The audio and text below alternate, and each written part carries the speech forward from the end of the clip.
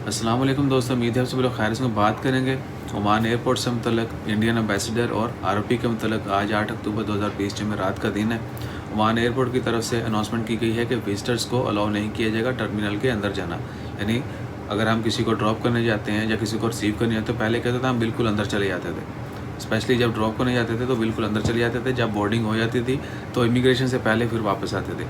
अब जो है टर्मिनल के अंदर जाने की इजाज़त नहीं होगी, और जितने भी लोग रिसीव करने के लिए जाते हैं या ड्रॉप भी ऑल्सो, वो कोशिश करें कि एक बंदा ही जाए और मेन डोर से ही वापस आ जाए, या अगर आप वेट करना चाहते हैं तो पार्किंग में वेट करें।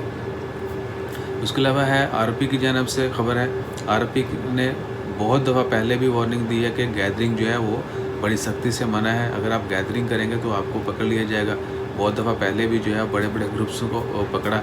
इवन के नमाज जिन लोगों ने नमाज के लिए इकट्ठे होते हैं उनको भी अरेस्ट किया गया और जुर्माने किए गए। अब मज़ीद जो है कोरोना के केसेस बढ़ रहे हैं, तो उसको मद्देनज़र रखते हुए किसी भी किस्म की गैदरिंग से इज्तनाब करें, इसे अवॉइड करें। Otherwise you will face a fine and some legal action.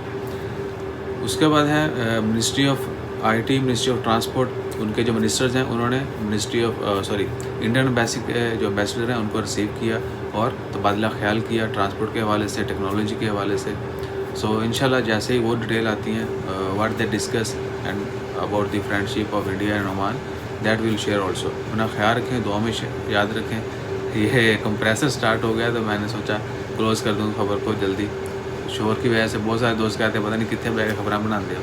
अपना ख्याल रखें, दुआ में याद रखें। जज़ाकल्लाह, अल्लाह हाफिज़।